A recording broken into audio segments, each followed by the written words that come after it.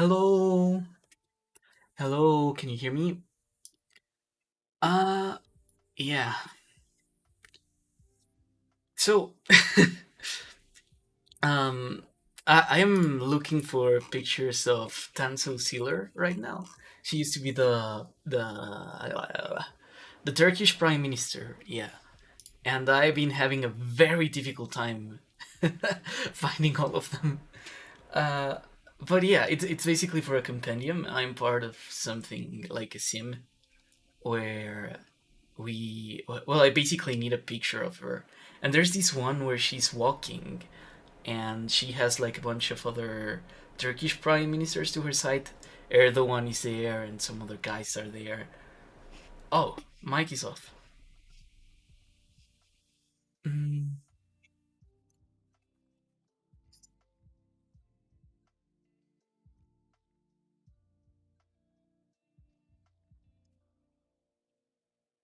Hello, hello, hello. Is this better? I mean, I can hear myself. I'm just not sure if you guys can. Hello, hello. Okay. Yeah, I think I knew what happened. I know what happened. Okay, basically I was telling you guys that I was watching I'm looking for pictures of Tansu Çiller. She is the former Turkish prime minister. I'm in kind of a simulation thing where basically it's important that I get one of her pictures. And yeah, it's for a political thing. I took a little bit to set up the stream precisely because I was doing that, but yeah.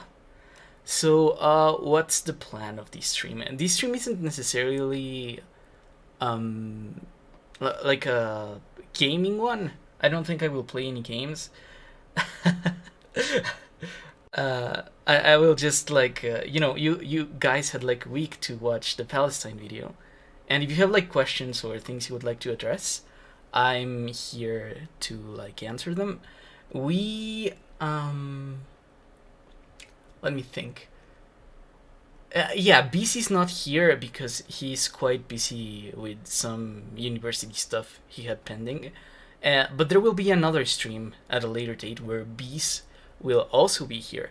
And the two of us together will answer questions that, maybe I by myself am not equipped to answer by my own.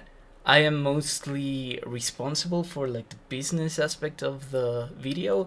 Beast did most of the internal politics of Palestine and Israel, and he's very experienced and knowledgeable on that. So yeah, yeah, that's basically the plan. Let me just read the chat for a second, and yeah. Hello, Kame. Hello, just a potato. Hello, Moon. Yeah, you guys were saying my mic. What's up? Yeah, I noticed. Hello, Louis. And how to gaslight? Yeah, free Palestine. Yeah. BC is BC. Yeah, yeah, he's BC.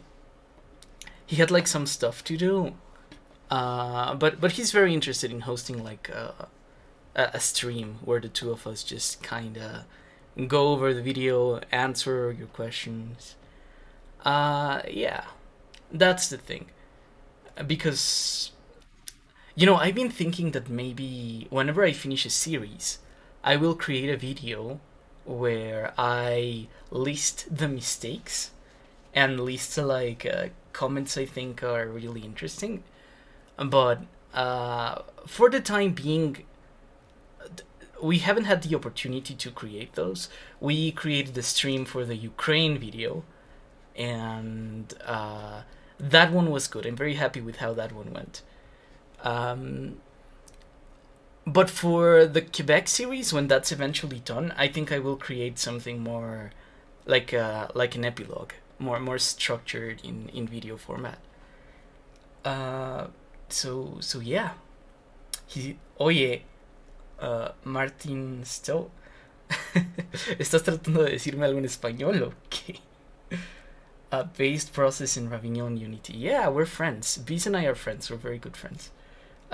He's been working for my channel for some time. I have worked for some of his videos. and we decided to work on this thing together. Like back in March, it's been quite some time in the works.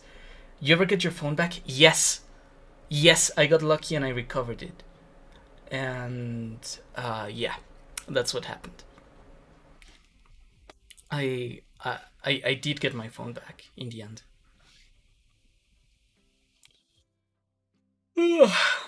And yeah. Well, I'll keep an eye on chat for a second. If you guys have like questions or comments about the Palestine video, I'll be looking at pictures of like Tansusilo right now. I could show you. I could show you my like dramatic search for this image that I lost, but I don't think it would be very entertaining because, you know, all the Turkish prime minister from the 80s has this one picture that's very specific and I can't like find it. But yeah. Uh, Hi, how did you get it back? Okay, so what happened was that I was at a gym and someone picked it up and then they reported it as lost, but the person at the desk did not know about it when I turned in. I think that like her manager might have gone away. So they had it there. She just didn't know about it, and then I had to get an. Yeah, you know, I went there the next day, and they did have it there. I thought it was stolen because for some reason, whenever I called, they like hung up, and I hadn't left it on busy mode, right? So that was very suspicious. But then I went in and found out that my phone was in fact just being charged by a guy who found like the ringtone annoying, and he made me think that it was stolen. But he, okay. And so that's the story of my phone. For those of you who don't know, I basically lost my phone you know, I think Tuesday, and then I went into like a whole thing to get it back. I posted in the community tab. You can like check that out. And oh, by the way, I'll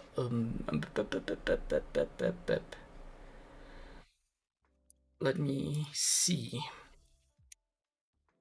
Yeah, so if you guys want to join like my Discord, where we kind of yeah, we keep track with the channel and just there's a community there as well. You can join in the link I just posted. So yeah, is there any other references to other media besides Omori in the video? Uh, yeah, yeah. Let me think. That's a good question. Um, I can only speak about mine because I was responsible for my art. I don't. I'm not sure if I got like all of the ones that other people inserted because you know, whenever we draw videos like these, everyone has creative liberty to just kind of insert whatever they like. In my case, let me see. Mm, well, there's an Elon Musk tweet. There's that thing. Let's see what else. There's specific media. There's a lot of Twitter references. I've been thinking about Twitter for some time, precisely because of all of the changes the company is going through. There's a Twitch reference. uh, what else? I don't know. That's a very interesting question, but uh, yeah, everyone just kind of inserts. Oh yeah, there's one. There's one. Do you know this thing of like the Fairy Odd Parents? I don't think I can stream it, but uh, yeah, I might get like a copyright strike if I stream this thing. But let me let me check. I can see. Yeah, so when we discussed that, yeah, when we're discussing that Palestine had like a very high growth thanks to the Fayed reforms, um, I made a joke about this thing, which is from like the Fairly Odd Parents. Maybe a lot of you guys are too young to know what that show was, but yeah, it's basically like this funny scene where like a guy who's scrawny just suddenly gets glasses, and because he can see, he's overpowered. And that scene with like the muscles, that's yeah, that's what it's meant to represent. When Palestine, says, "I can trade, I can fight." It's like this version of that. Oh, that's a much nicer story than I thought. Yeah, it ended well. What a chat. Bruh, if you're like turning off phones because you think they're annoying, why do you have a phone in the first place? But oh well. Let's see. 2031? Let me look actually, because I don't know the video by heart. Um, is it 2031? Yeah, it's in Fayadism. Yeah, that one. That's what it's meant to represent. A better world. There's also oh, there's a meme that I really find very funny. Um, it's called like the best car ad on YouTube. It's been here for a while. Uh, it's basically the outro where when I'm doing the conclusion and there's a bit in there that says "fuck you, Ramallah." It's basically this this car commercial. It's a really funny car commercial from Baltimore, I think. I'm not sure if it's ironic. I'm not sure if people created it as a joke, but it was one of the very first memes of this kind that I saw, and it has really stuck with me since like 2017, maybe earlier. That's how old this meme is. Yeah.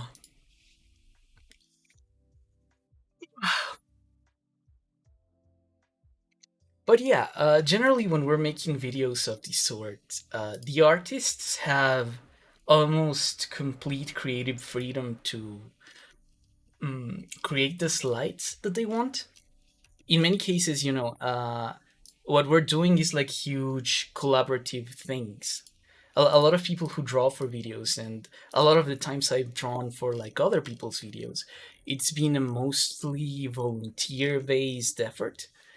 And when you're getting other people to like help you out in this way, it would be like quite mean to say, "Oh, you have to correct that," or "Oh, I don't like that," and "Oh, I don't like this joke," that sort of thing. So in general, and this is true of like crowds videos as well, artists have freedom to interpret whatever segment of the script there is in whatever way they want, because visualization is actually like a very big part of the job whenever we create these things. So yeah, I wouldn't go around like policing what someone decides to draw or how someone decides to represent something, because that's not the point. The point is to get the production and to get everyone to insert sort of their own perspective of things. I think that if you look at what's a good example, the Quebec 2 video, Paxlark actually inserted his own like Poland Bolsona, I want to call it, into the video itself. And Alp Mapper, you guys may know him. He's like another Contribble YouTuber. When he was working on the Mexico series, he did the same thing. At some point in either Mexico 2 or Mexico 3, there's a Poland Bull reading a book as if that Poland Bull is telling the story, right? And that was his decision. It was like an Easter egg of his channel of sorts. Okay, are there really any economic tenets that are central to Palestine's struggle? There seem to be plenty of religious or political arguments, but economic ones rarely get brought up. That is actually incredibly interesting, and it's something that we didn't discuss a lot in the video. I wish we would have boarded it, but it's like an entire topic of its own that might be very difficult to discuss. Uh, Basically, when I end the video, I tell you guys that the market might be a tool of normalization that will just create a situation in which the Palestinians are just absorbed into the way that the market works, right? So Israel controls the market, and it's using the market to kind of normalize its own presence over the territory. And something that is very weird that you'd imagine is that, Palestinians who are very concerned about their civil rights would not want to be there, and so they'd move out. But that's not actually what's happening. One thing that you can observe is that Palestinians overall are a very educated people. Like, Palestinians are some of the most, per capita, they're one of the most educated people in the world. There's an incredible amount of Palestinian software engineers, and some of these Palestinian engineers were sometimes living in Jordan, and despite the fact that they are moving to a repressive society, these Jordanian Palestinian engineers move into the West Bank, and they're Israel is not succeeding at pushing out Palestinians as they wanted to. There are Palestinians that, because it's easy to work in Israel, are actually moving from Jordan to the West Bank in Israeli-controlled areas. And in that way, Israel is kind of absorbing Palestine. And another example is that there's this company. You guys may know about this company. It's called SodaStream. So SodaStream is an Israeli company that creates, it creates sodas, but it also creates these very interesting machines that fizz water and they mineralize water, and you can create your own soda with it. And this company is very interesting because it operates in the West Bank, and it hires Palestinians. And there have actually been attempts by the wider Israeli right wing to punish this company for hiring Palestinians and doing things so that its kind of integrationist approach works, right? So this is a company where Israeli and Palestinians work together. There's not, strictly speaking, a hierarchy where Israelis are always the bosses. It's kind of mixed. You can have a managerial segment of Palestinians in this company, but it's an Israeli company by descent, and Israel wanted to attack them for setting up shop in the West Bank and setting up operations in the West Bank, basically. And something quite interesting happened in that Palestinians protested against Israel so they wouldn't close an Israeli company. And that's one of the ways in which the market is kind of sticking these people together. I don't want to be, I'm a leftist, but I don't want to be cynical and say that the market is just this thing that's inherently oppressive. In a way, it is succeeding at creating these weird forms of social change, but they're not exactly transformative. They're not the thing that would be needed for there to be social justice in Palestine as we would understand it, as we would want there to be social justice in our own societies. It's just creating these weird things very slowly. So that's one thing. It's mainly working in Israel means that, Palestinian labor in Israel is an economic tenet that is in many ways really defining the struggle. And the other one is a more general problem in the Middle East, and that's the presence of water. And let me tell you why. Basically, in general, and thanks to climate change, water is an incredibly delicate kind of thing in the Middle East. And a lot of people don't have it, they don't have access to it, and Israel is kind of the only country, in a sense, that has the desalination technology to convert seawater into drinkable water. And they also can create agriculture thanks to that. So, Saudi Arabia and Iran, who were very, very steadfast enemies of Israel, right, are suddenly becoming friendly with Israel or maybe not like friendly, but friendlier, thanks to Israel sharing its water generation technologies. And in a way, control over water and control over labor are probably going to be these like two main tools of normalization for the Israeli market to kind of establish its presence over Palestine. So if I had to tell you like the two main economic things that might end up, internally in Palestine, not talking about the BDS movement, which is like an entire thing of its own. The two main things that the market may be focused on for the civil rights matters is control over Palestinian labor and control over the supply of water.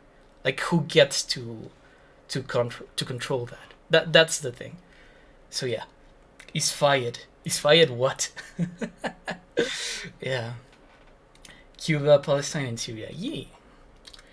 It's more of a novelty than something that a lot of people would use on a daily basis. Yeah, that's true. So the stream is, yeah, it's like a trinket, but the company itself is succeeding at creating these conditions for work, and that's very interesting. The market is just a tool. Yeah, it's just a tool.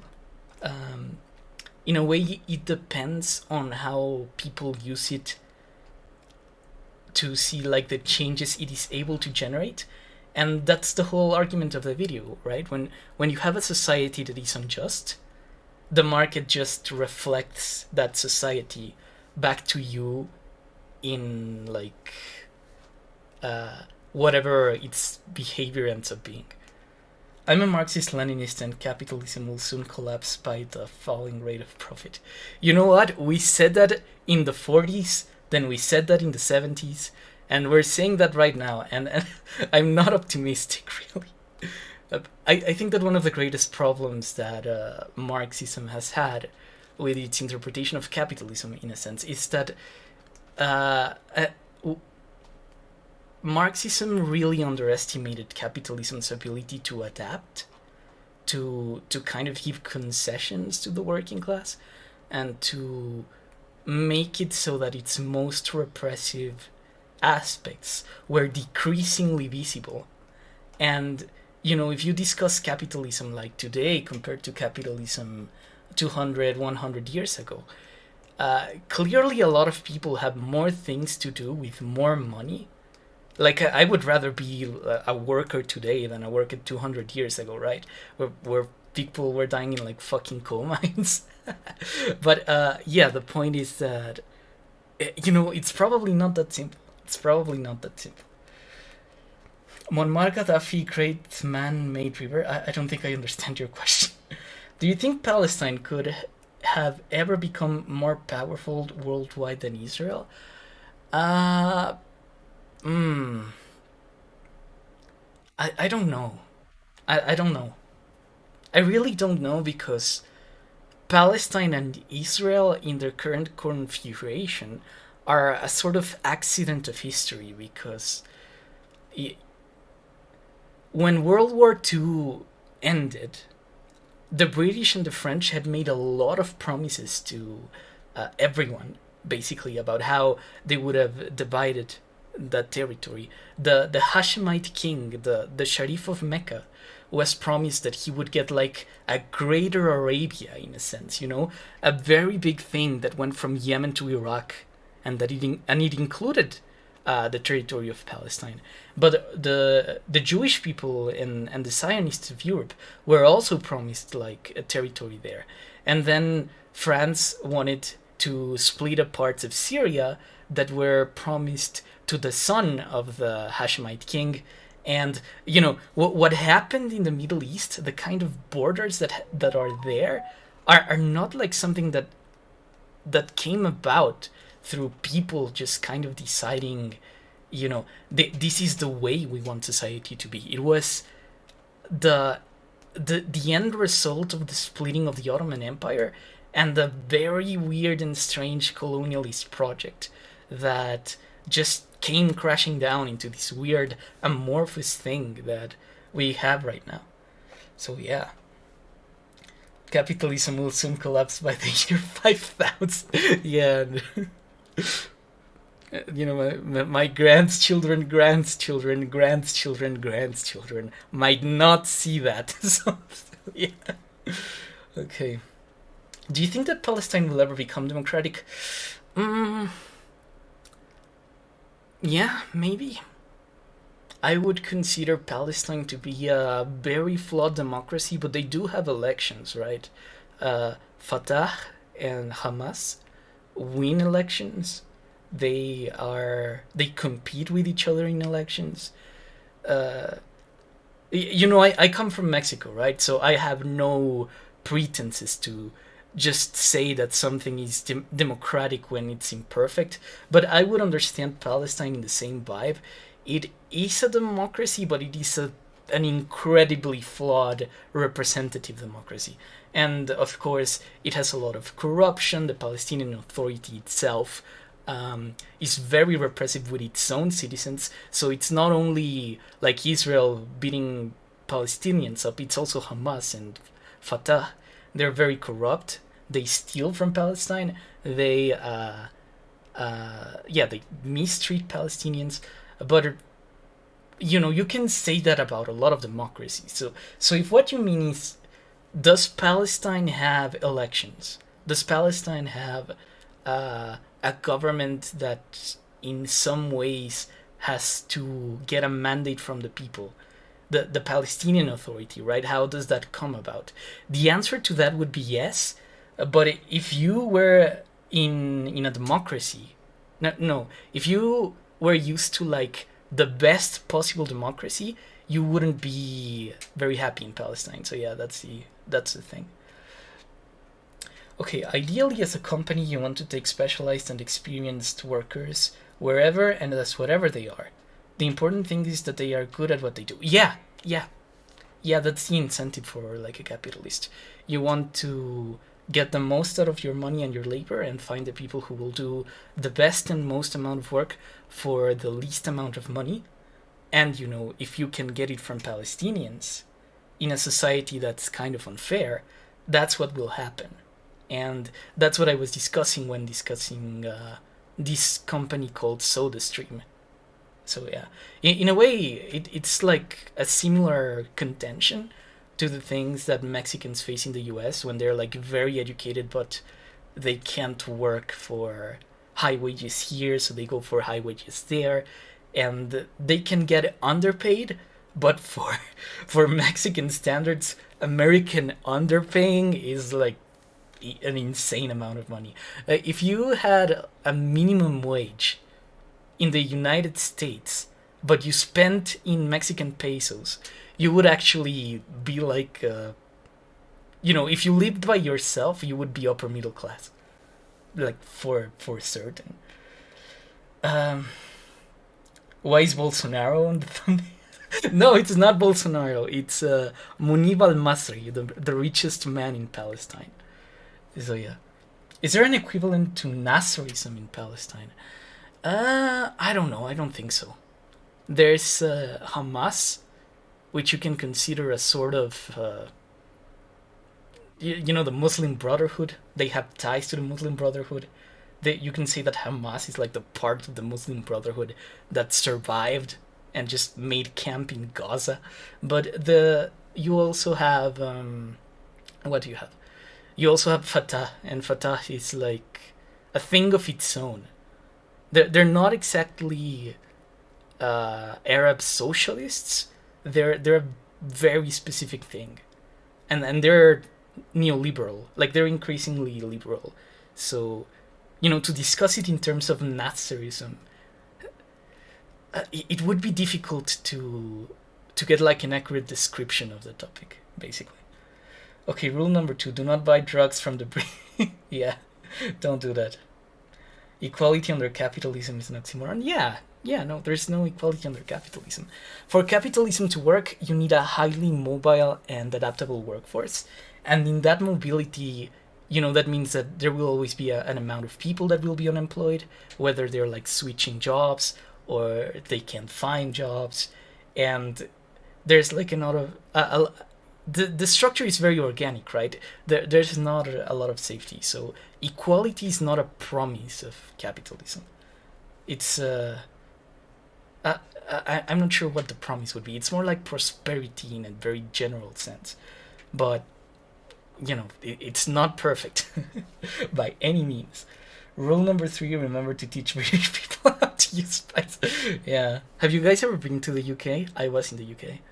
They one of my fondest memories of the UK was going through a lane in Brighton and finding this restaurant called Mucho Caliente, and they sold tacos for like £5.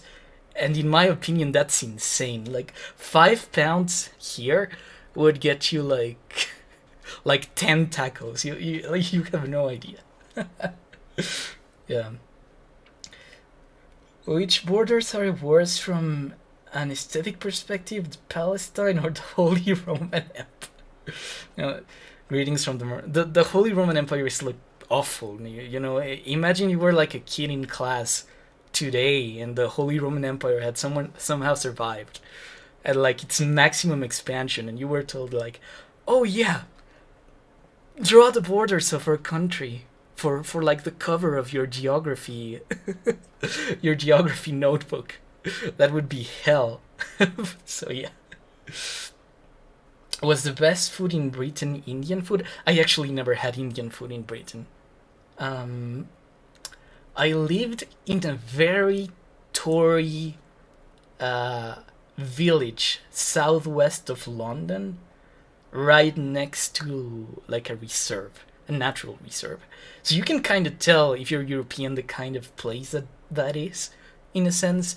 It's like, these old towns where there's mostly old people and people who work in the capital, but they're never there because they go to work and then they come back like at night. There's little to no urban life. There are a lot of buildings that are very old. Um, that kind of thing. It's a very conservative area, actually. And yeah, most people that you would see in the UK, where I lived, were like old Tory voters. But they were nice. They probably were a bit estranged at immigrants because of course they would be, but they weren't rude about it. They were just like funnily ignorant.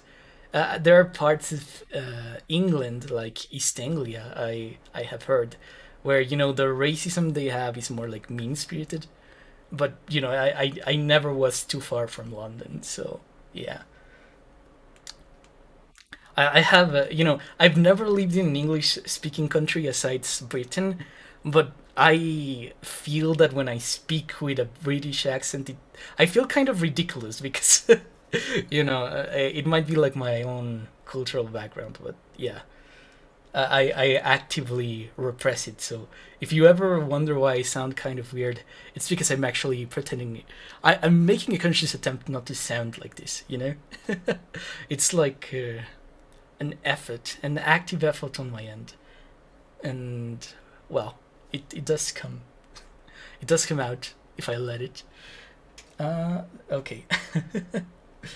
The best restaurants in the UK, some of the best in the world, serve French food. Yeah, uh, a lot of British people will like cope saying that, oh, some of the best chefs in the world are British. You should know that, as like a continental French, or as a person from wherever. You say your food is garbage, but we have the best chefs in the world. And you know what? Whenever they tell you that, just from tell them where those chefs studied, and most of the time they studied in France or in Germany.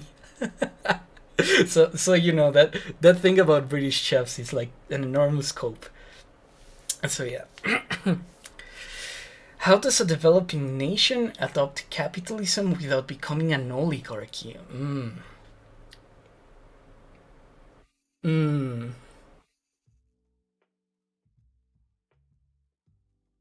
Hmm. I don't know. I don't know if I can answer that. Here's the thing. there have been examples of countries that were in a way developing. They adopted a capitalism or a capitalistic system. And what happens is that over a long time, they end up becoming democratic. Like a good example is Japan or South Korea. When they engage, when when the Americans did their version of Reconstruction there, you had a very conservative kind of imperial monarchical societies that uh, had this thing that they were run by dictators, and they were run by authoritarian systems. You could say the same thing about Taiwan. uh, but what ended up happening there is that eventually there were like democratic forces that pushed that out of the system, and then these countries could keep the capitalism without keeping the oligarchy. But there are good examples of societies doing that, but also bad examples like Ukraine or Russia or Palestine, for example, where the presence of capitalism did not necessarily create democracy. It created like oligarchical capitalism. Mexico, in a way, under the PRI, was some version of the same thing, where you had people who were doing like an enormous amount of profit. That they created NAFTA, and neoliberalism was working great, but it was working great at concentrating money in the top of the structure. It wasn't how to say it. It wasn't creating democratic institutions, right? So how do you, as a capitalist, create democracy just by using capitalism? I don't know. Can you do that without creating oligarchies? Sometimes you can, sometimes you can't. And I wouldn't be able to tell you what creates that difference, because it has been a lot of factors working together in very specific cases that make something go wrong or something go right. It's usually culture, it's usually like the political culture as well. It's the ability of to have like the United States maybe backing you up and guiding the process or forcing you to engage in the process. There's so much we could discuss. Like this is an incredibly broad question. It could be a video of its own. But yeah.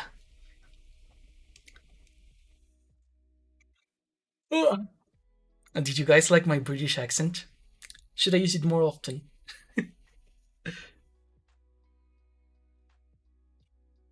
Okay. How do you properly reconstruct a nation? I don't know.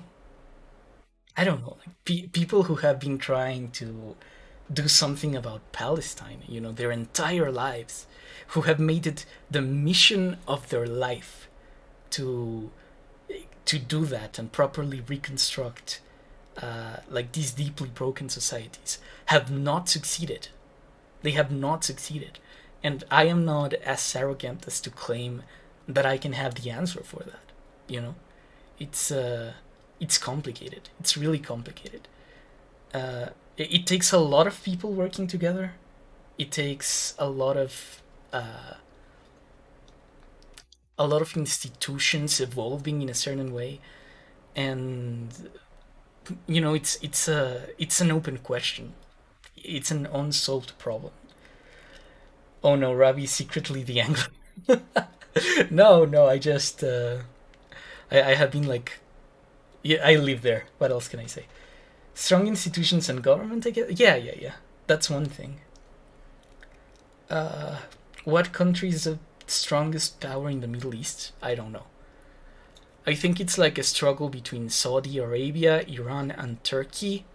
But Saudi Arabia and Iran don't have good prospects, like, at all. So I would imagine it's the Turks.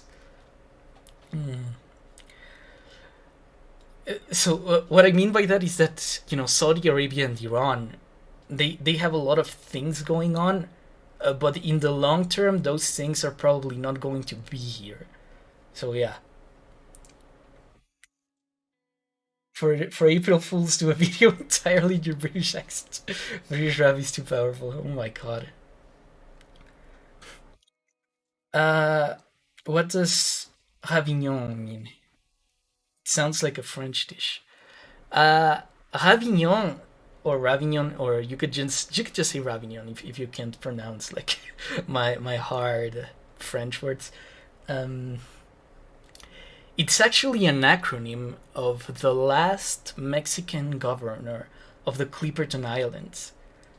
His name was Rafael Arnaud Vignon, and he was like Mexican French as well as I am.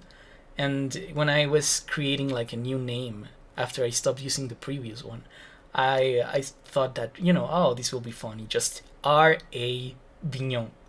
But then I found out that this is actually a last name, and there's like a guy called Boris Ravignon, and he's like a French politician or something. I'm not very sure, a counselor or like a middle level bureaucrat of some sort.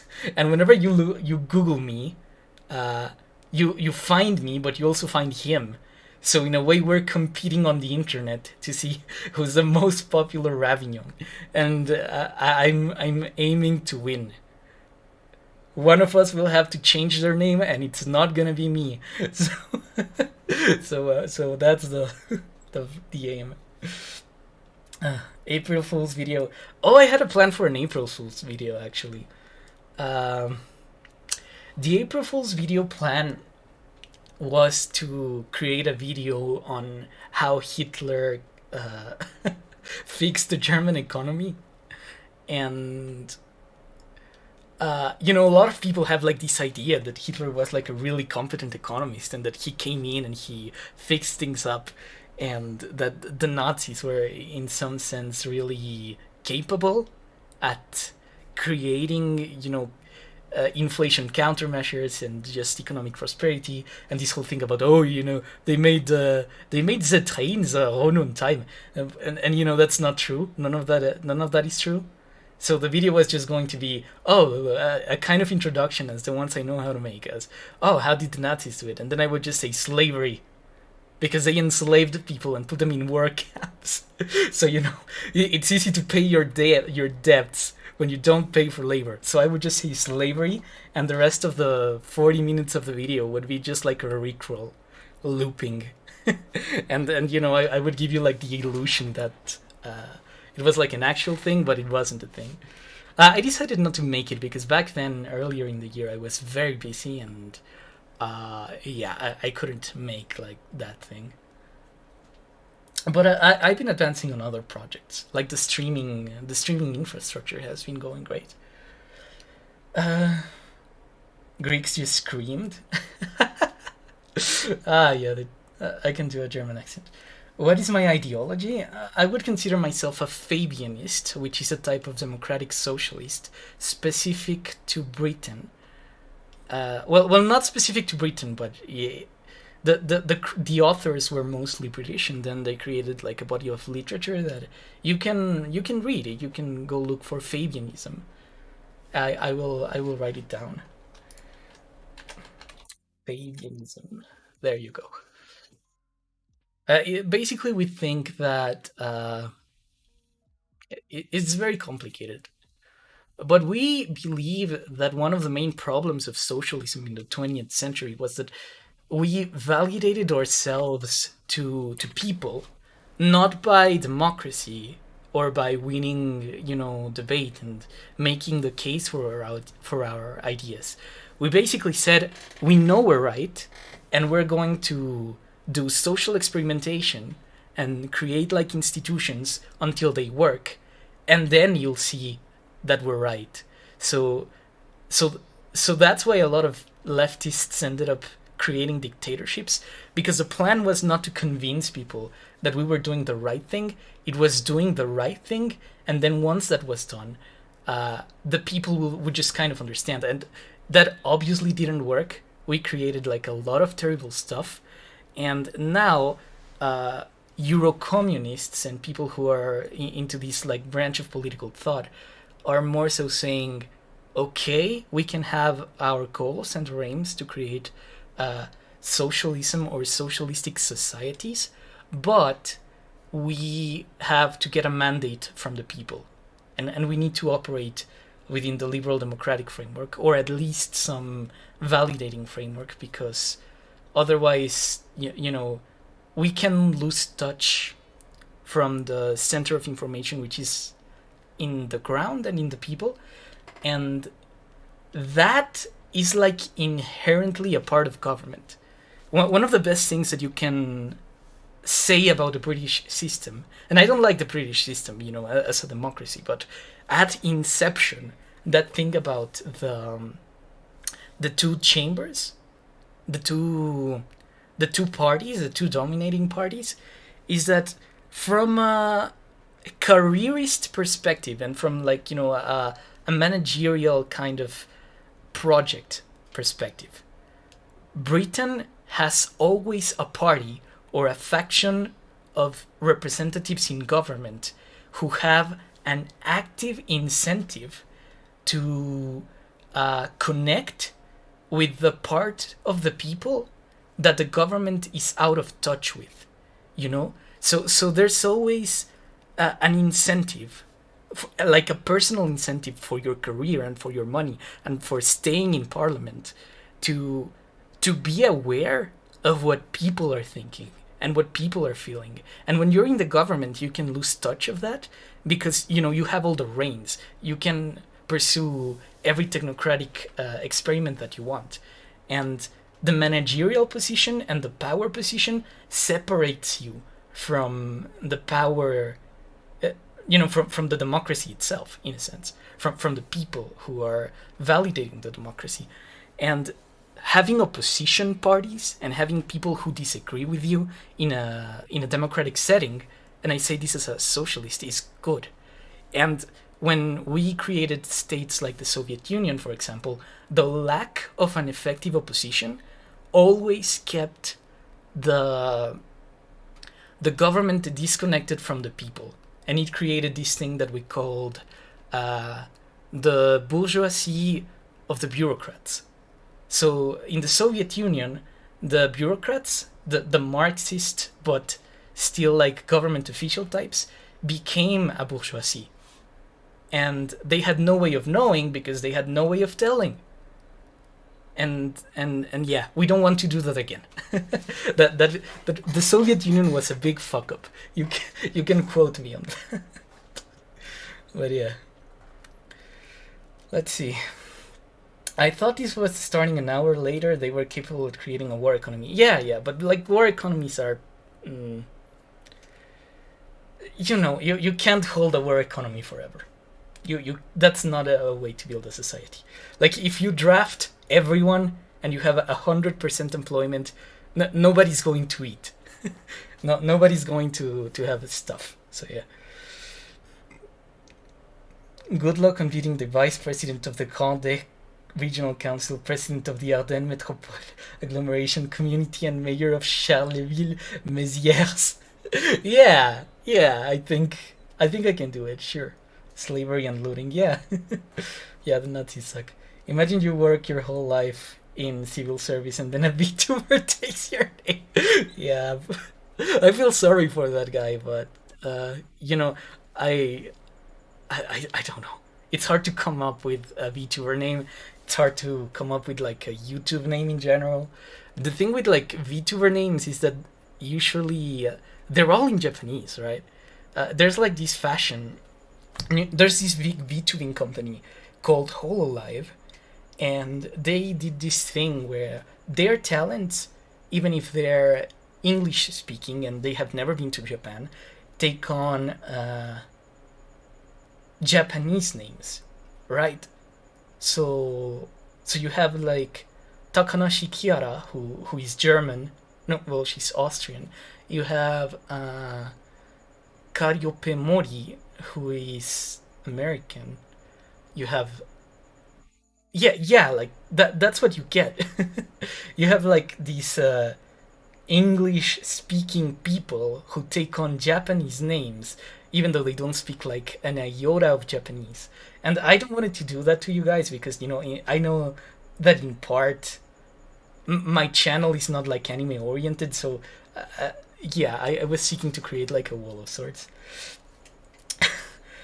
And yeah, but you know, I ended up fucking this poor guy over. That's so sad. But yeah.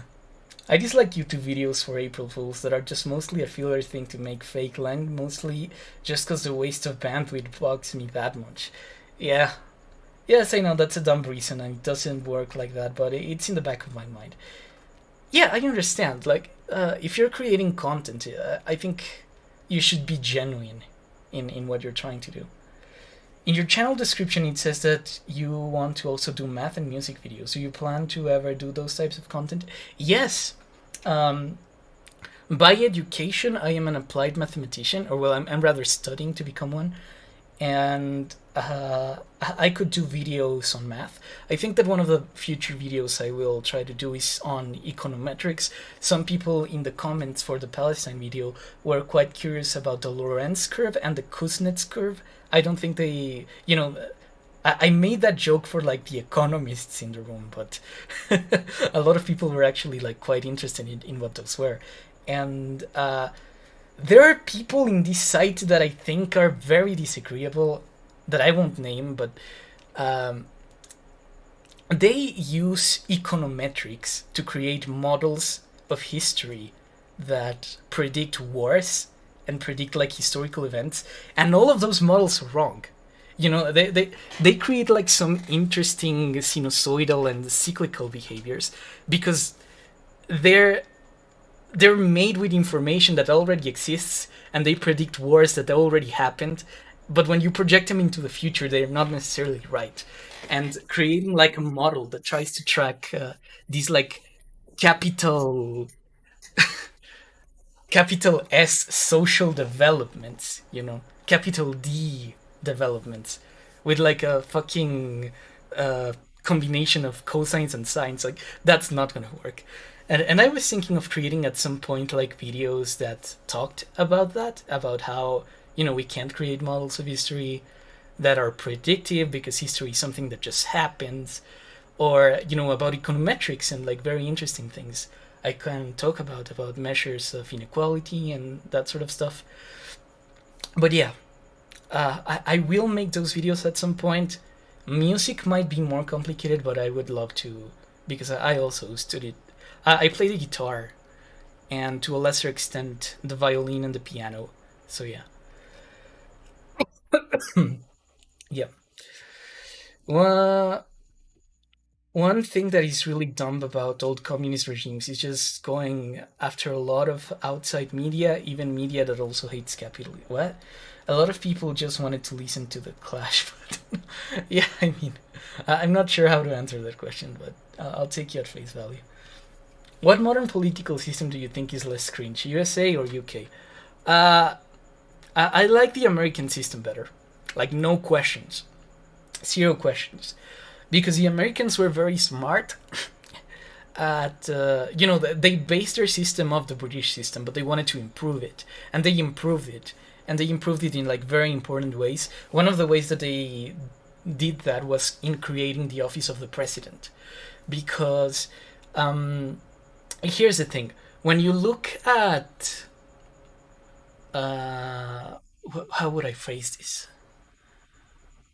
Okay, when you look at the UK right now, you will see that the elections are frozen. Nobody likes the government. Their whole thing sucks, and nobody can change it. And the reason why that is because the system in Britain, by and large, allows for corruption between the executive and the legislative, right? So whoever runs the country as the leader of the country uh, is also entangled in the workings of the House of Representatives, or in the case of the UK, the Parliament. So, you know, when you have the political kind of leader entangled in the affairs of the Parliament, you can have so many opportunities for corruption and for political paralysis that it's like ridiculous to try to describe it. The best example I can give you is look at the UK right now. They suck. They don't have the means to create political change, even though the government clearly needs it. They have had three prime ministers in like 1 year, And whenever you get into this kind of crisis, that thing happens. The Brexit process was exactly the same. Nobody wanted a no deal Brexit, but something like a no deal Brexit happened because you had you had so many frozen interests in the legislative that things just couldn't work. So what the Americans did, and what I think they were very smart, is that they created the office of the president, and they made the House of Representatives and the executive beholden to different powers. So the president comes, he rises from an election of all the people. He has a mandate from the country itself. And the House of Representatives is more like a local administration. So Americans, in a way, get to vote on more things and on more structures of power than British people. And in a way, that's a very good thing about the American system. The one criticism I have of this thing is that you always have a very powerful person in the American government who is beholden to populistic forces. So, Trump, in a way, I understand him as the fact that the office of the president is just kind of tied into populistic forces and whether the people like you or not. So yeah, it's not really a technocratic office. The leader of the country is not necessarily the person who is the most prepared or the most capable. It's the person who is most charismatic. And there are problems that can come from that when in a system like the American one. Yeah, the president actually has power. The president has actual things he can do. But in a way, I guess the response you can say to that is that the point of democracy is not for things to work, it's for people to get what they want. And if people vote in for someone who's not particularly competent but who gives them what they want, then yeah. I mean, that's what I would reply to myself as like the argument for what I'm criticizing. But, it's like an ongoing conversation. Okay. Names in the internet are running out. Yeah, man, that's interview the other Ravignon. Oh god, that would be amazing. I would love if I could get like Boris Ravignon in here and say, hey man, do you want to have like a playoff in video games? The loser has to change their name. Something like that. But yeah. Do you think you would even be allowed in like whole life to your political content? No, I don't think so. Because whole life and the whole life production, the idea behind VTubers for most people is that they're idols in a way. And the thing with the idols is that they need to be very sanitized. They need to be very safe. They need to be very consumable. And the moment you insert politics into anything, you lose inherently the ability to have mass appeal, in a sense. You're inherently limiting your appeal as a political commentator to be consumed as idols are consumed. And if you know, well, I don't think I should mention this, but there was a certain, I won't mention her name because bringing this up brings this person like a lot of suffering. But there was a person in Hololive who, because of comments on Taiwan that I am capable of making, but she's not, received a lot of harassment and a lot of kind of attacks, So that's kind of doomed. In a way, I am more free, but I have less kind of, opportunities to be liked by a lot of people in the scene. So, someone like Amelia Watson or Gorokura, they can be liked by left-wing people and right-wing people because politics doesn't matter when you're coming to consume their content. But in my case, you always kind of know in the back of your head that that I'm a very kind of political person. So yeah, like if you saw my model at a bus and you you had to like you would know that I think some things, basically. uh, will you ever visit our area, the Middle East? I would like to. I have always wanted to go to Israel. Uh, Maybe Turkey as well, because Ankara is very beautiful, and Istanbul is Istanbul. It's like the seat of the ancient cities of the world, right? This is starting to sound like generation theory, but with wars. I don't know what that is. Oh no, you were responding to like the model thing, the mathematical model. So yeah. What do you think is the draw of alt history YouTube channels? Uh I used to be in 4chan way back in the day. And one of the things that we would play a lot is Risk. 4chan Risk. You can Google that. It's not like something nasty. And what you would see is that a lot of people just kind of enjoy the thought of the power fantasy that comes from being a head or being a member of a successful country. And I guess that if you're, for example, a colonized person, or a person, if you're from the UK, for example, that has like a decreasing sense of your importance in the world, the idea that you can get that back is very appealing. So, what if alt history and alt history in general, you get to hear these things about. Uh, you get to hear about, oh, what if my country was more successful? Oh, what could I have done to create more success? What could I have done to see myself in a better position? And what would my most powerful and most successful version of myself look like at this level of the collective? And I think that's very appealing to people. It's like the appeal of games like Paradox games and Age of Empires and that kind of thing. You get to build something great and successful. But I don't particularly like alternative history because I guess it's interesting for thought experiments, but it takes us away from reality. And if you're doing politics and you're doing history and you're doing all of those things, you want to keep in touch with reality.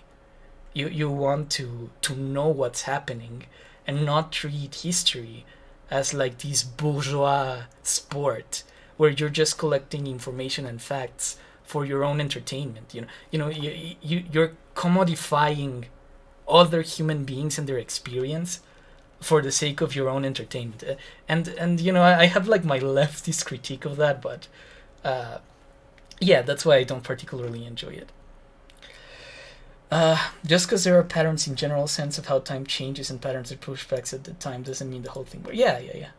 Man, I wonder who you are talking about. Yeah. Hi, I'm from Texas. Hello, person from Texas. Welcome. The president forces there to be two parties in the United States. Yeah. You have to had so many prime ministers. People made a trombone champ level. Oh yeah, did you know that the British Prime Minister, the latest one, the shortest one, she was the shortest standing Prime Minister in the history of the United Kingdom, and people actually made a competition with a lettuce. So they filmed her and they filmed the lettuce, and they said who will die first, basically. So the idea is, can Prime Minister Liz Truss outlast the caducation, the expiration of this lettuce? And she didn't.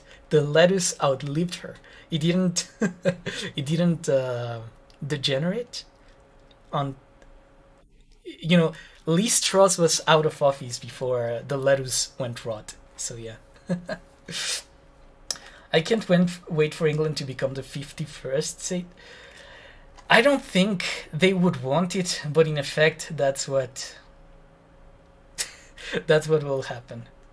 Because Britain is isolating itself. It's very near the US, which is a very powerful neighbor. And yeah, I'm not optimistic about the UK. I think it's a failed society in many ways. But, we'll have to see, because the British left is very interesting. I belong, in a sense, to a political tradition of the British left. And, it's common for people who are leftist or liberal and British to be highly cynical about their system. So whenever you hear me say these things, you gotta keep that in mind. Yeah. Okay.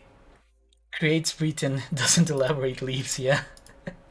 Great answer so far. Thank you. Oh no, thank you for your questions. Thank you for attending. I appreciate that you're spending like your Thursday evening here with me, discussing like very abstract topics. It's very encouraging that people are like interested in what I have to say.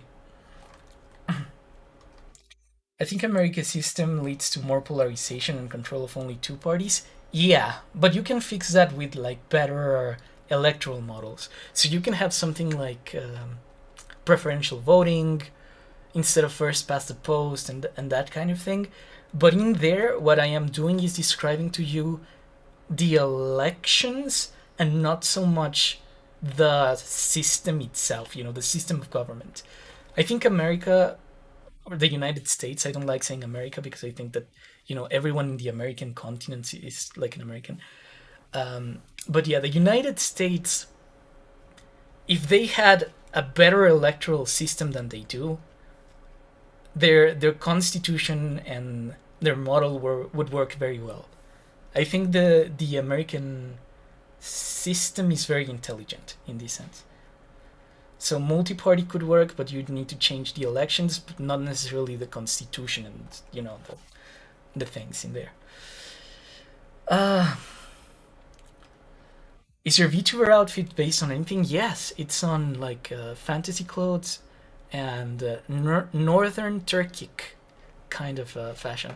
I could show you how it looks in its entirety. There you go. So in a way, it's kind of modern, but it's also kind of not. It's inspired by a lot of Turkic uh, fashion. So yeah, I'm talking about the southern Levant. Oh yeah, I would love to go there. I would love to travel anywhere really. Coalitions can at least bring a compromise of several groups ruling. Yeah, that can happen. As an American, my party is to see both parties put out of power. You know what? Amazing. I have something to recommend to you, which is called leftist politics. Being involved in politics has consequences. After all, I have problem for enter the USA, Israel, or any country of the common. Yeah. Like all societies have problems. What if Rab became the god emperor of mankind? I wouldn't love that position. I don't think you would want me in that position. Mon games also let you build something powerful and big, and my favorite part is that it's a cool monster. Yeah. Oh, Polarius. Yeah. I haven't played that. I don't know what you're talking about. But yeah, that illusion is it's very appealing to people. A lot of games like these are power fantasies, but I don't play them, and I don't think I will play them anymore because thanks to the years I spent playing Risk, I just feel like I'm out of that moment in my life where I want to feel colors on a map and feel good about it. It's like meh. Omelette du fromage. Tu veux que je te parle en français? Je peux te dire quelque chose si tu veux. Mais la chose d'omelette du fromage que tu as vu à le laboratoire du Dexter, ça, mais bon, ça c'est une chose du passé. C'est c'est très gauche. Tu dois t'actualiser avec tes médias. Va regarder de nouvelles choses à la télévision. Alors, it's 1 a.m. in Europe. Yeah, it's quite late in Europe. Mexico just had like this thing where our time zones are we have one time zone now, except for some states we got rid of summer daytime, daylight savings. So now I have to get used to the fact that a lot of countries are plus 1 hours ahead, like forever. So yeah, 2 a.m. in Israel. Yeah. South Americans hate when they the U.S. Americans American. Yeah, yeah. I mean, the idea is, we're all Americans. We all live in the continent. The fact that you couldn't name your country something proper doesn't mean that now you get to own the word, right? Like, yeah, let's make the United States of Europe, and if you're outside of them, you're not European. Ooh, that's what we do to the British, actually. Oh my god, yeah. Nebraska and Maine also divide their electoral votes by two statewide and others being given by the person who wins the district. Yeah, yeah, like there are a lot of ways you can organize elections so that they're more representative. And I wouldn't say that the American system is bad. I would say that it's not very good at creating representation, but that's fixable at the electoral level, not necessarily at the constitutional level. In general, I think the American Constitution is fine. Though I think the Mexican Constitution is better, to be. It's just that people don't care about it. As much as I would love to travel, I have ungodly thalassophobia, and then you put heights on top of that.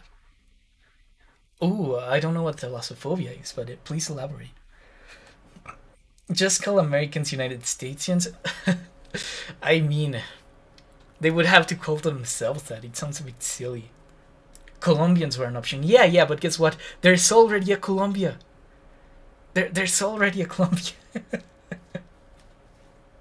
So that name also sucks. You have to you have to get a new one. I just need to become a billionaire to change to rank choose voting work. Yeah. Multi-party system can suck just as bad as two-party systems. You just have to look at the leeches in Mexico who only get to keep their registry due to coalition.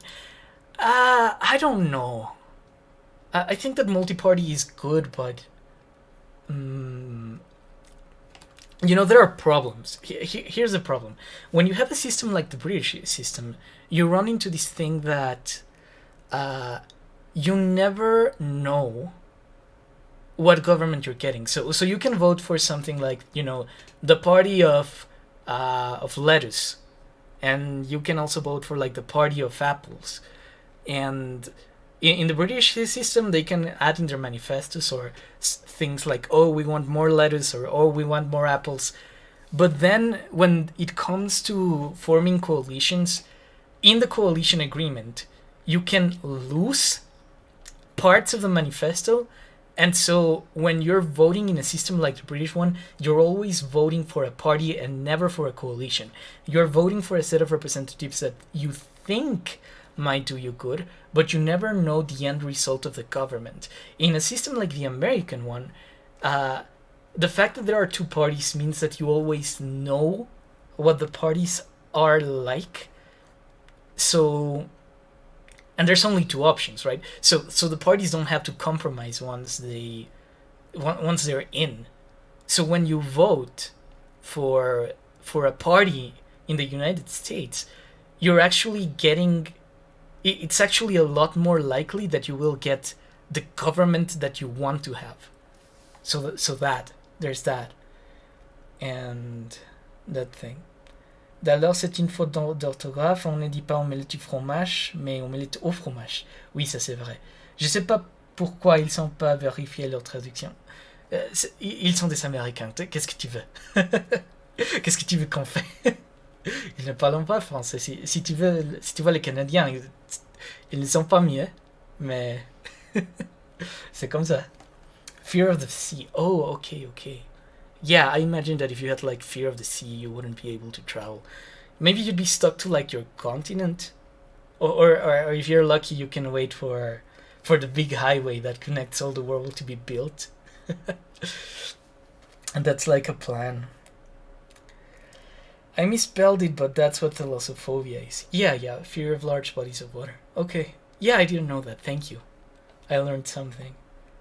We were almost Fredonia. Oh, Fredonia. Yeah, I remember that. I remember reading about that, but I didn't know like what that was meant to be. If the United States of America could have been named anything different now, what will you name it? Ooh, I don't know. I don't know, actually. I don't have a suggestion. Greater New York. How about um oh, well,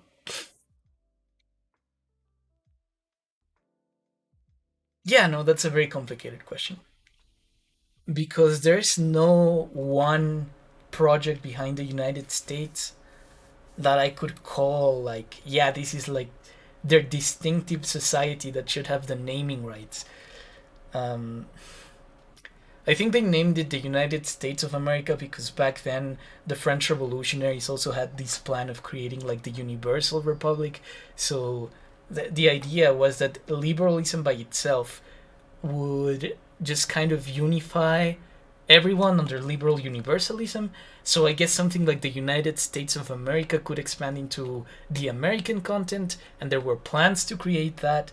And there was also the idea that maybe that could grow into a United States of the world. But it didn't happen, and now we're just kind of stuck with these like really arrogant people who who think that their name is just like a granted in that sense. But yeah, the United States was founded on a liberal project, so I don't think that they sought to stay small, I guess. Their name, in a way, kind of reflects an idealism. And I'm not sure if you can give that idealism to any faction within the United States. Like, would you call it, for example, New England? And but New England is like a very specific part, or you could call it like something southern, uh, like what would be the Greater Louisiana or something like that. But it still would be in some sense restrictive. So I don't know what I would name it. Okay. Oh, Beace is here. Beace is here. He. If you want to ask questions to Beace, ask questions to Beace. He's in the chat. Let's see. With Twitter possibly being shut down, will you move to a different platform for engagement, or will you use the YouTube community feature? I think I will use the YouTube community feature more, especially now that I have a streaming schedule. I will continue to use Twitter because I am hedging that Musk is not going to be able to hold it. I don't think he's going to be able to maintain the things that he's doing. Right now, he has confidence because the purchase is relatively young. But also, there's this thing that Musk is struggling with, which is that every time he does something stupid, he lowers the value of Tesla and he lowers the value of Twitter. And so there are like pressures for him, like very strong market pressures for him to stop doing stupid shit. And I believe that eventually those pressures will win him out. What might end up happening with Twitter is that Twitter will end up exactly as it was, because a lot of people have like this idea that, oh, the wokes are taking over institutions, give me money and I will save the West and shit like that. But actually, companies like Twitter are run by people who have, they're very good capitalists. They have very good profit incentives, and they've learned that if you tell people that racist things, you lose out on consumers. And that's a Milton Friedman argument that there's a cost to being a racist. So you, if you're a good capitalist, you don't want to pay the cost of being a racist because it's relatively easy to not spend on racism and to gain consumers through not being a racist. So all these things that you see in Twitter that are like, they censor slurs and things like that. It's not that the people who run Twitter are explicitly political.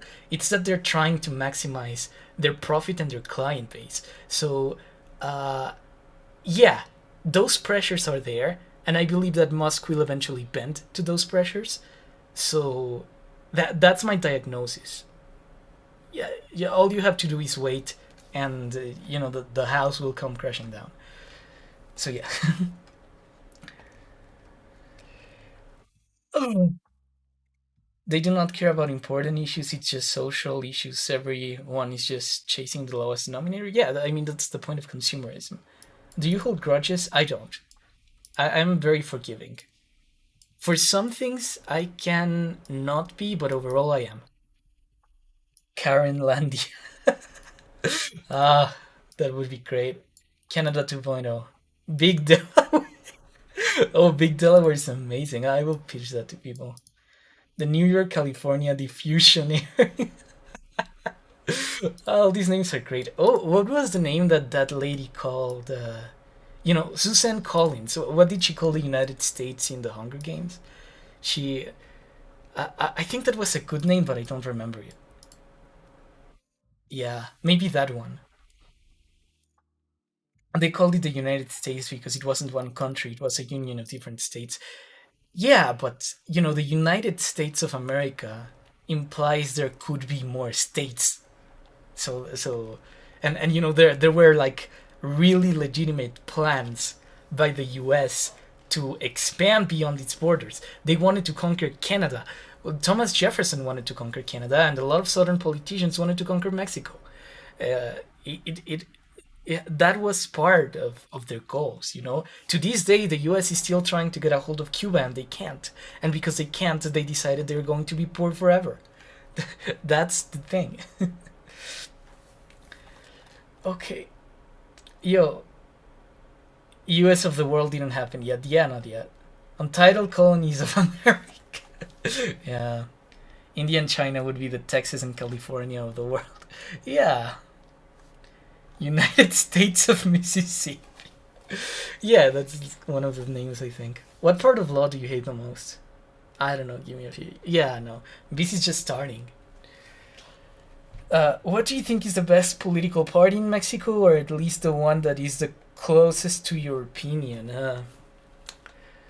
Well, I used to be a member of the PT. I used to be a member of the Partido del Trabajo, which is a party that has Noroña and all these guys.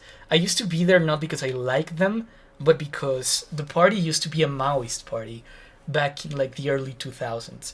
And I am, considerably to the left. But uh, right now I just kind of notice that the party sucks. They don't do anything. They're mostly, if you go to the offices of the PT in your city, what's more likely is that you'll just see a bunch of people sitting and no one's doing anything. Activism is completely frozen. They do nothing with unions. Unions are mostly doing things on their own, organizing with their own local movements, and I am really cynical about the PT. I don't like them. Uh, what I decided is that I joined Movimiento Ciudadano and I'm an ultra within. That's basically the thing. Movimiento Ciudadano is like a very flawed party, the citizens movement for those who uh, don't speak Spanish. It's basically like a very flawed attempt at creating a youth social democratic party. It has like a bunch of big name governors that are really bad. But overall, I think the organism of the party as a whole is very promising. I don't like Morena. I think Morena is it's repeating the worst aspects of the PRI. The Morena is doing this thing where they are trying to create institutions. They're trying to replace institutions that are very corrupt by destroying them, but they don't have an intelligent plan for that destruction. It also is very ideologically diverse. Morena is not necessarily a leftist party. There are a lot of very conservative and right wing people in Morena. I would say that Andres Manuel, the current president of Mexico as well, he's very right wing for a left wing leader. He believes that you can regulate the market with the market. Yeah, no, I wouldn't consider him a leftist, but he's like a very imperfect coming together of the Mexican left, who is like they're Catholics who think that charity is socialism, and for to some degree, for some people, that's what they what works for them. They don't really have like a national project. They go by like moral vibes, and I don't really like Morena in that sense, because I think that it's not going to be viable without AMLO. But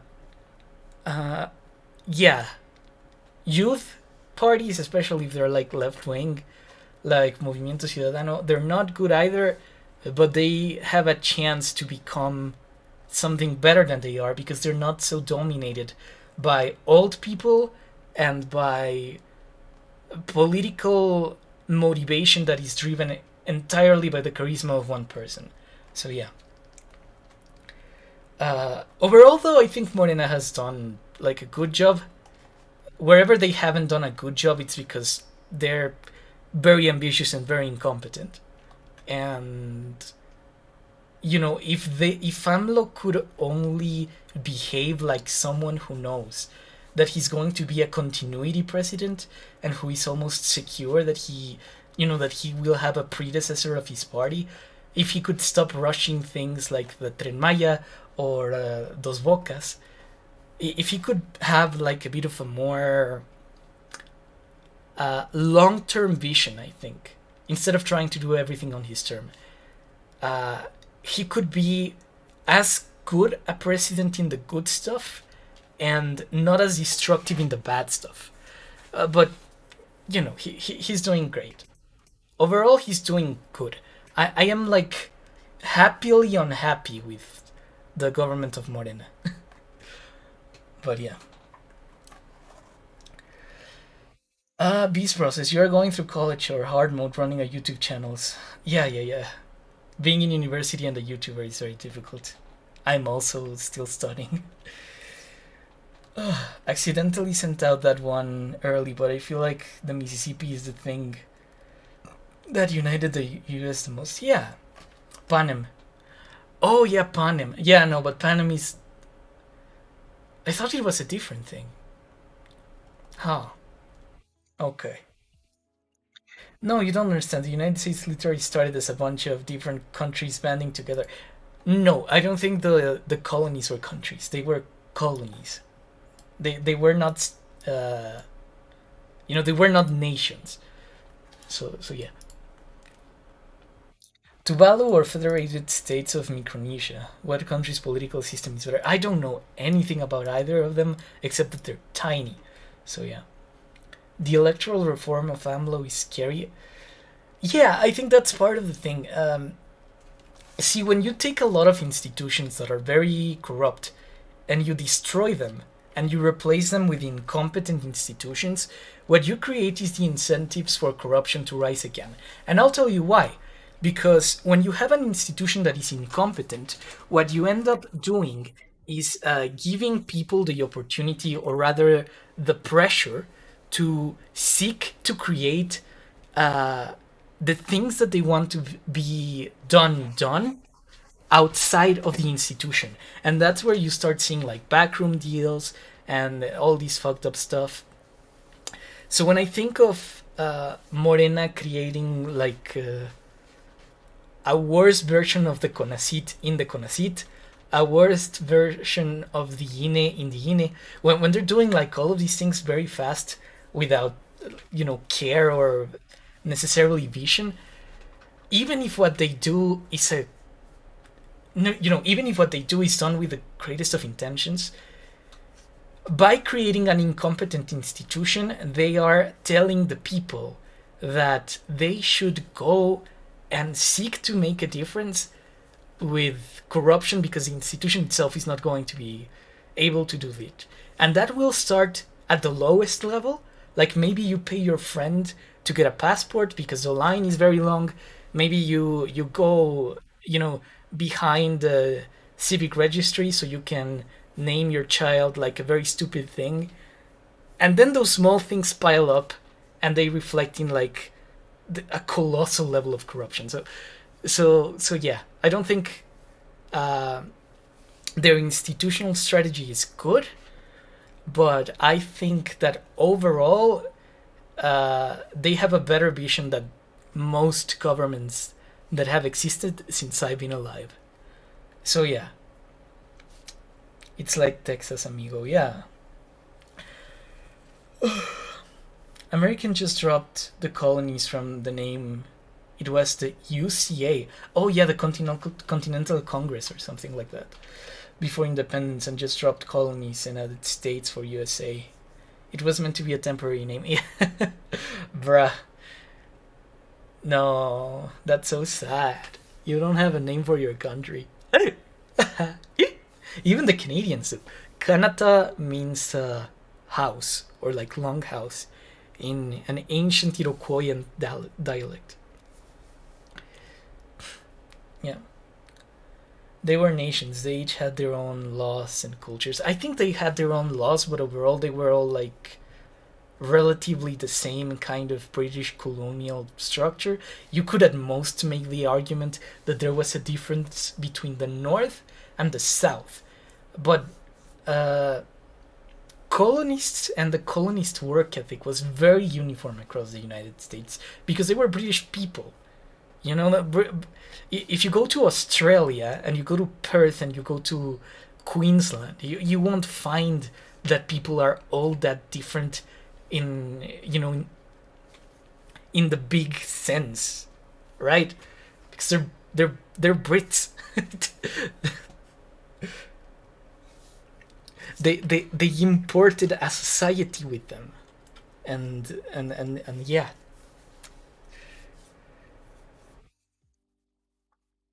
Most parties no longer have youths. Yeah, that's the thing. But Movimiento Ciudadano, all things considered, it's a political youth party.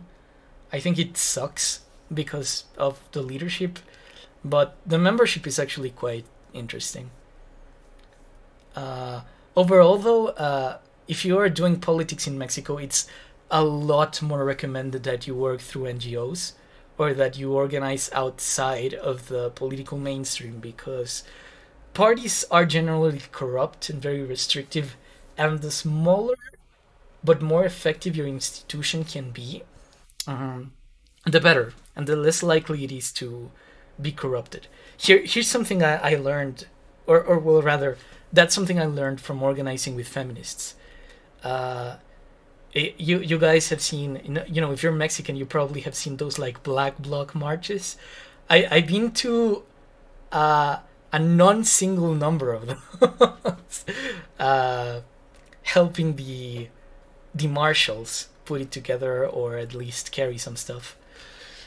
But yeah, what I learned from working with these like feminist organizations is that if you want change in very concrete ways, it's better to go to the grassroots because high level organizations, working your way up the scale can be very slow. So yeah, they were nation. What country?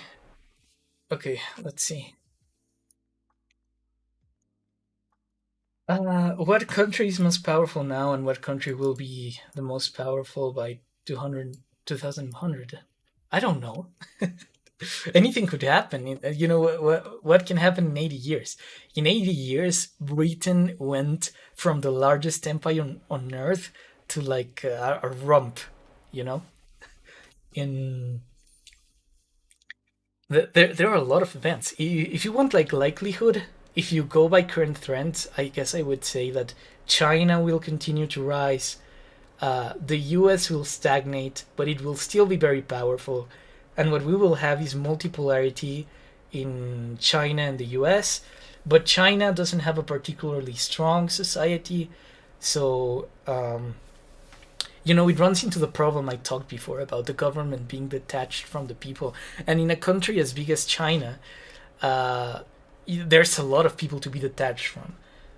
But regardless, China is not imperialistic as we think of it. They only care about themselves. They don't care about taking a civilizational project abroad. So I don't think you will see something like a Chinese Iraq or something like that. I don't think that China will involve itself in the world as the US does. You're not going to get a second United States. Um, I'll tell you an example, right? Chinese science, Chinese research in STEM is incredibly big. Most citations produced in like a year in China overpower like everything done in entire continents, right? So more than Latin America, Africa, a lot of parts of Europe. You can add up an amazing amount of countries and you don't have the amount of research that's produced by China. But you know what? China writes most of that research in English because that's the language of the people who they share citations with. And, you know, um, China is not trying to create like an alternative nomenclature for math or an alternative nomenclature for physics. They just kind of take what's already there and work with it, but work with it in ways that's advantageous to them. Whereas the US is very interested in taking, you know, its liberal project abroad. So, so what I think we will see is probably like China being selfish and doing like really dickish things around the world, but maybe not. You know, there won't be like invasions and stuff. I don't think that the U.S. and China might go in some form of direct confrontation because what makes Chinese what makes Chinese socialism different from Russian socialism, yeah, you know, the Soviet model, for example, is that it can actually coexist with the United States. It can be symbiotic with the United States, and in that sense, you know, it's not going to be like big and dramatic. It's probably going to be like a continuation of very boring but very high level technocratic maneuvers for control of certain things. So yeah, let's see. There were some different cultures and they had many self-governing institutions. I think that's exaggerated because if you look at how people rule themselves in that part of the world back then, I did some research on this for the Quebec video because I had to look at like legislative assemblies, for example. In New England, people voted in legislative assemblies that were spread through the entirety of the colonies. So you didn't have governors. You had like local city councils that made decisions and stuff like that. And then the reason why there could be something like the Continental Congress, which was the institution that gave George Washington his army, was because they already had that legal, you know, all of them shared that legal background. All of them shared that like legal discipline. And you know, culturally speaking, they all spoke English. They all came from like settler societies. They all had either uh, an agricultural work ethic or a Protestant work ethic, in the sense that you could make the case that the North and the South were different nations.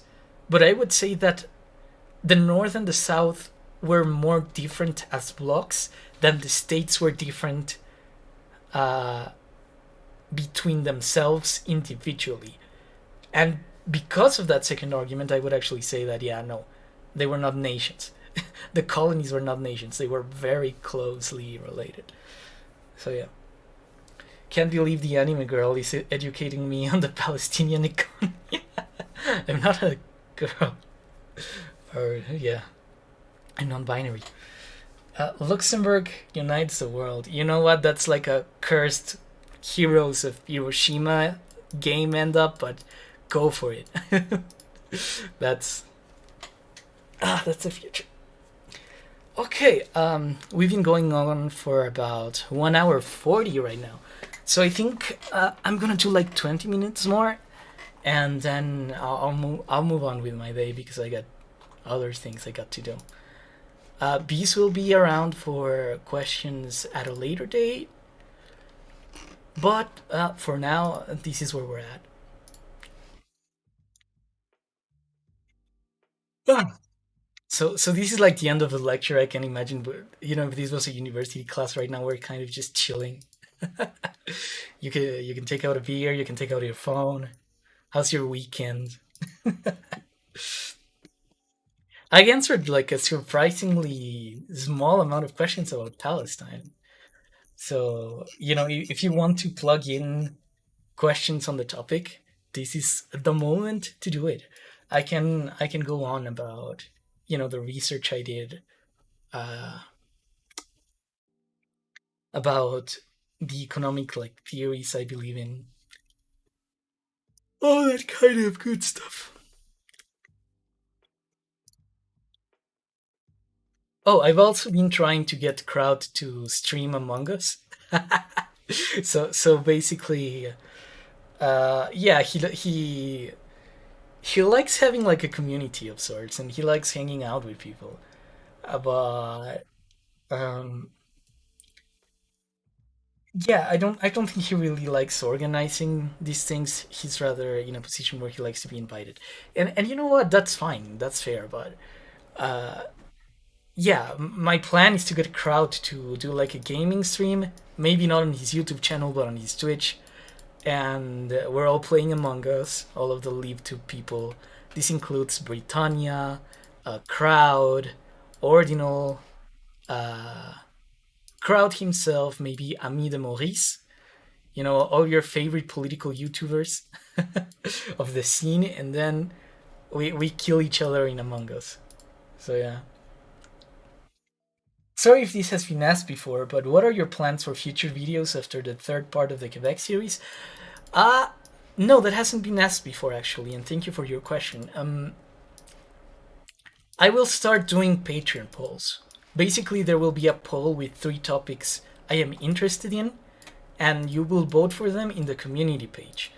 And then there will be a second poll of the 2 top options in Patreon, and then the Patreons win. So if you want to, eventually, if you want to get like a vote, the very important vote in what next video is made, like the next Poland vote video, I will create this system for that. And I have like a lot of things I could discuss. It's just that, yeah, I gotta keep the channel viable in some way, because I am trying to do like, crowd-sized projects with like 100th of the resources. So yeah. And what else? What else? Yeah, I will probably make some non-Poland Bowl videos, but still like political. And if you look at my channel description, you will also see more VTubing streams, and you will also see music, math, and probably commentary at some point. I just need to, get the Quebec series out of the way. I don't say that with like mean spirited, with like a mean spirited energy, because I'm actually quite grateful about all the good things that had happened in my life thanks to the Quebec series. Uh, but I do think that I need to go beyond it to continue growing as a channel, because a lot of my audience is Americans and Canadians interested in Quebec, and that's fine, but it doesn't pay the bills. So I have to continue growing as a creator. So yeah, I am still surprised that Palestine has an economy at all with how dependent on Israel it is. Yeah, yeah, like something a lot of people don't know is that uh, Palestine does not collect taxes. Israel collects Palestine taxes and then it gives it to Palestine. And one of the things that Israel has weaponized against Palestine, for example, is that whenever they are trying to bully them into like making cessions and settlements, whenever they're trying to get pressure out of the Palestinian Authority, some things that they say is, for example, oh, we're going to withhold your taxes, right? We're going to bankrupt your government by not giving you taxation. So yeah, I mean, Palestine is very dependent um, on Israel, but you can have a very basic economy without a state.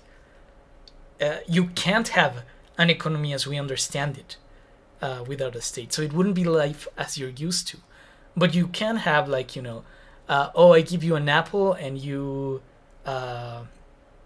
dry my clothes or something. Like I wash my clothes at your home and you cook at my home.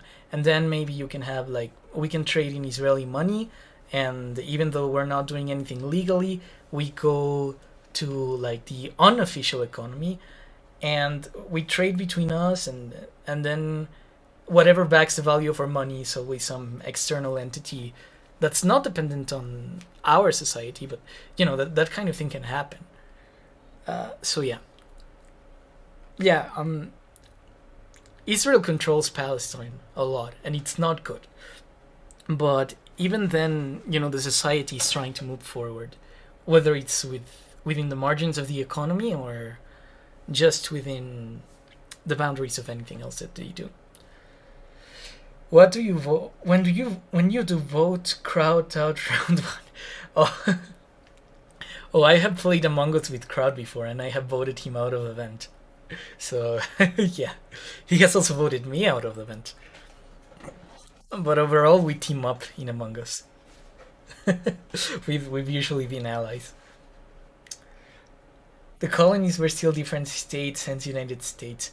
They were different polities, but I wouldn't call them states. I guess they were states in the sense that they were different administrations, but you know, a colony is different from a state because a state, in some ways, is self-governed, and the colony is not self-governed. I think you kind of answered this, but do you think lots of conflict happening in the Israel and Palestine era was inevitable? Yeah, yeah. Here's the thing: when you look at why Israel and Palestine are the way that they are, and why the Middle East in general has the borders that it has, you can tie all of that back to British and French splittings of the Ottoman Empire after World War One. The borders are not natural. The colonial powers made a bunch of promises to people that they never kept.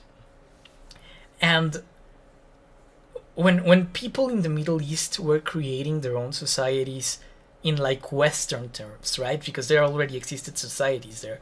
This was more like they're joining the quote unquote family of nations a la nation state.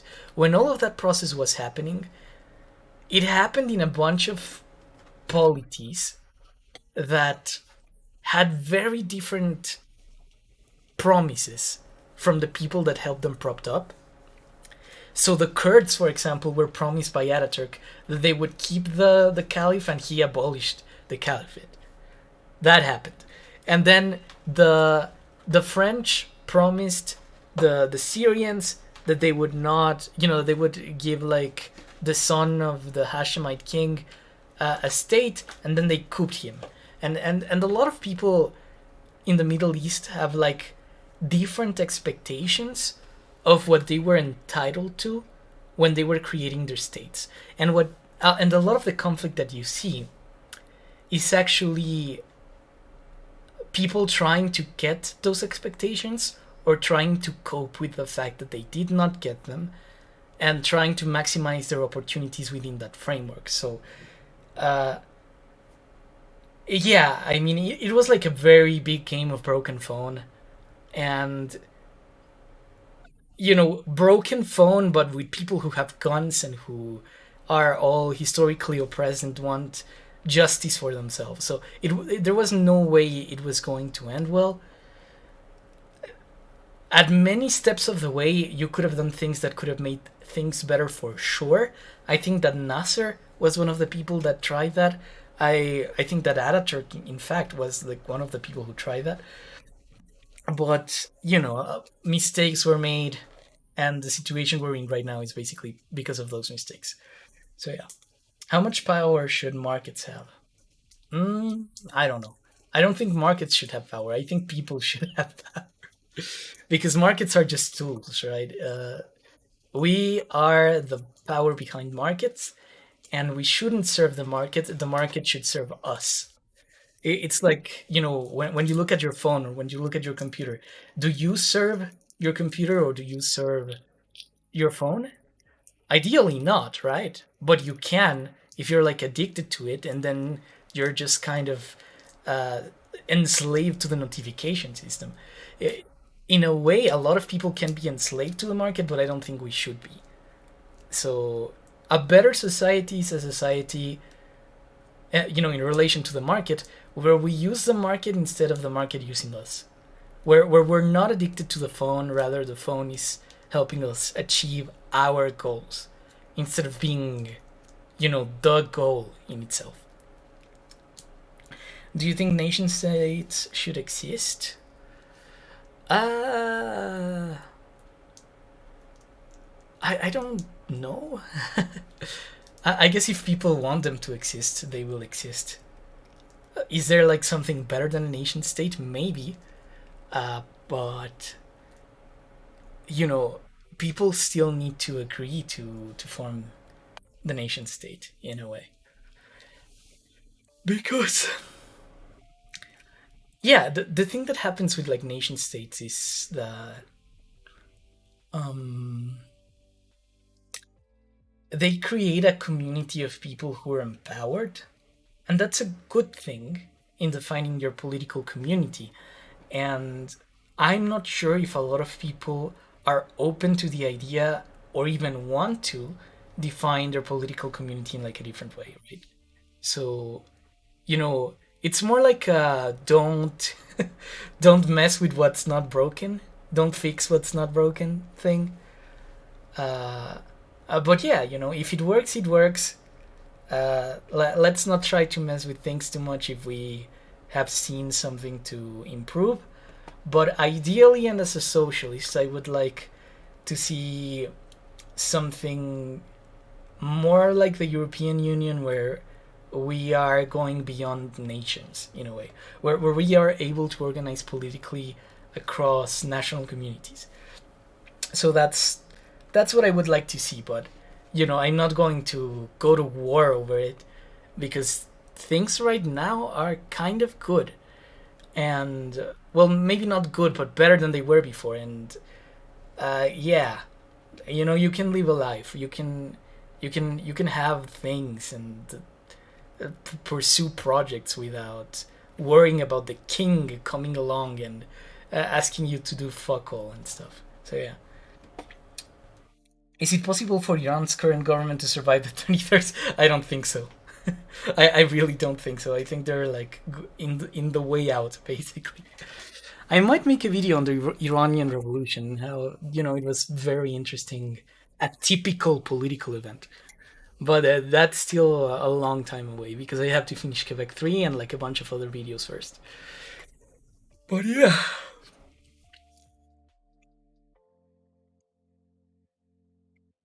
Oh my god.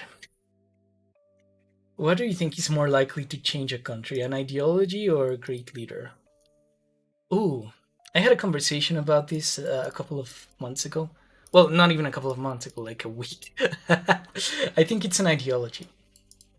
Uh, if you're interested in this thing that people call great man theory or great man history, you should read Thomas Carlyle. And he's like an author who talked about history in terms of how history is driven by exceptional individuals who are just these people who are incredibly competent and who are able to mobilize the masses um, into doing things. But if you want to know the response to that, you can read an enormous body of literature of people who have responded to Thomas Carlyle, saying that uh, great leaders aren't a thing that happens by isolation. Typically, societies move in a certain direction, and then a leader emerges from that society uh, and is able to articulate its grievances in such a way that things become, that they get to join a managerial position within the top of the hierarchy. So what's a good example? Think of Trump. Think of Donald Trump.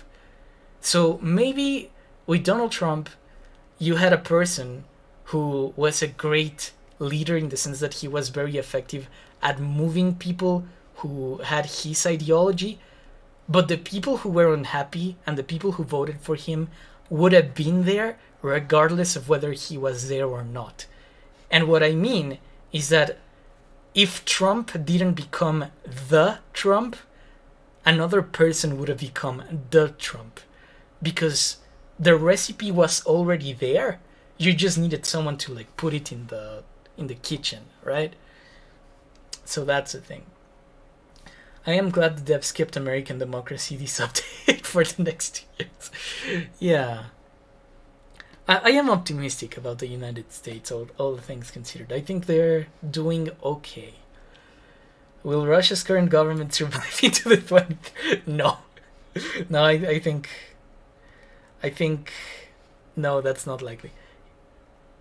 He's not an example, maybe more like Napoleon. Okay, yeah, I can make this the exact same argument with Napoleon, right? Napoleon was a very good general, and he was the product of like the lycée system of military schools that were happening in France, right? But Napoleon was only one of many generals who could have led the French army. The French army, by the standards of the time, was an incredibly competent institution, and a lot of generals were incredibly political themselves. So, for instance, Bernadotte, for example, the guy that Napoleon named King of Sweden, he could have betrayed Napoleon. A lot of people could have betrayed Napoleon. He just happened to have like the stars line up for him.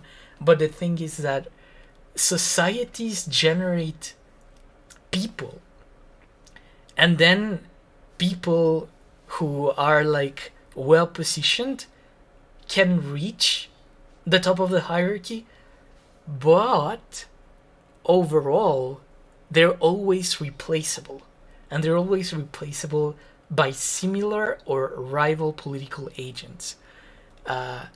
So, you know, if you had killed Stalin, for example, or if you had killed Hitler, for example, it's very likely you would have had someone who was a different version of them rise to power. And yeah, the thing is that the greatest response to Thomas Carlyle is that great men are always replaceable by other great men. And societies and societies' ideologies are more of a driving force when you are trying to model these kinds of dramatic transformations. Society transforms and it drags us with it, and then sometimes some people can get to the top, but it's like different. Make a video on how societies make people. Yeah, that's actually one of the videos I have planned on constructing the concept of citizenship. But you are measuring Napoleon on only how he got power? In a way I am. I understand your point. In a way I am, but, you know, politically a lot of people were very similar to Napoleon. Napoleon had a lot of political allies. And, you know, you could have created something like a Napoleon by combining his best general, his closest ally, and some similar politicians in an interesting way, and then, you know, you replace Napoleon with a Napoleon-like structure of people that are either a group or a single individual who can, you know, do the exact same things he did. Stalin could have been replaced for any thug of the Cheka. No, well, in principle, yeah. You could have replaced Stalin. But you should measure Napoleon what he did, which was impressive.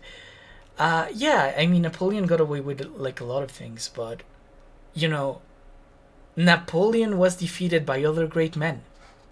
There's no such thing as the universal great man. And yeah. In fact, I would say that Napoleon's inability to make allies, you know, to make like reliable allies in the rest of Europe, was what doomed him.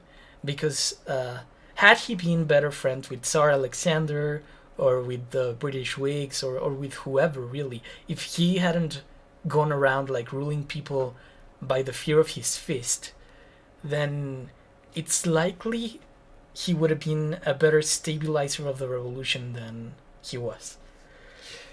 But yeah, I mean, I don't blame Napoleon for not understanding him. Of course, I don't think I would. I would. I can go and tell him, tell one of the greatest generals in human history what to do in his shoes. But with the benefit of hindsight and with a bit of political theory that was developed after Napoleon, and in large part because of Napoleon and in response to Napoleon, uh, we can kind of tell that there are things that could have gone better about him, and there are things in which he would have been replaceable had he needed to be replaced. Stalin killed everyone who could replace. Well, yeah, that's true. Yeah, I mean, I guess that's the other way, right? You kill everyone who can replace you.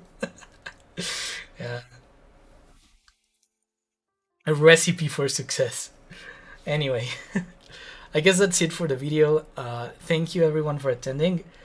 We'll be holding another stream tomorrow where I will be playing Elden Ring. So, actually, a gaming stream. And right now, I'll be closing this one. There'll be a follow up stream with Beace whenever Beace is free. And by then, I hope we can continue to answer more questions about Palestine. And well, it was my pleasure to attend. I had been wanting to do one of these chatting streams for like quite a while, and yeah, I typically stream the games I play, but in this occasion I had like an opportunity just to talk to you guys, and I consider that incredibly valuable. And yeah, thank you for attending. Thank you for like being interested in these things that I'm doing, and yeah, I'll say hi to crowd. Yeah. All right. So see you guys. Thanks for coming once again, and bye.